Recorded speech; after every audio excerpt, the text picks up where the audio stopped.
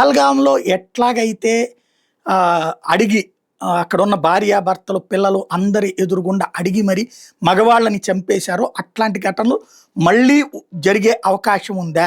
ప్రస్తుతం పాకిస్తాన్, అమెరికా తమకు అండగా ఉందన్న అండతో రెచ్చిపోయి ఇట్లాంటి ఘాతుకానికి పాల్పడొచ్చన్నటువంటి అనుమానాలని ఆర్మీ కూడా వ్యక్తం చేసింది. Western army commander lieutenant general Manoj Kumar Katiyar ఈ హెచ్చరికలు జారీ చేశారు. అయితే ఈ దఫా అట్లాంటి ప్రయత్నాలు జరిగితే భారత్ నుంచి తీవ్ర ప్రతిస్పందన వస్తుందన్నారు. కాశ్మీర్లో ఆయన ఈ వ్యాఖ్యలు చేసుకొచ్చారు. ఆపరేషన్ సింధూర్ ద్వారా పాకిస్తాన్కి గట్టి బదులిచ్చాం, కానీ దాయాది ఎప్పటికీ తన బుద్ధి మార్చుకోదండి పాకిస్తాన్. పాల్గామ్ తరహాలో మరో దాడికి ప్రయత్నించవచ్చు, అందుకే దాని ప్రతి కదలిక మీద మేము దృష్టి సారించాం. ఈసారి అట్లాంటి దుశ్చర్యలకు పాల్పడితే మనం ఇచ్చే సమాధానం మామూలుగా ఉండదు అంటూ స్పష్టం చేశారు.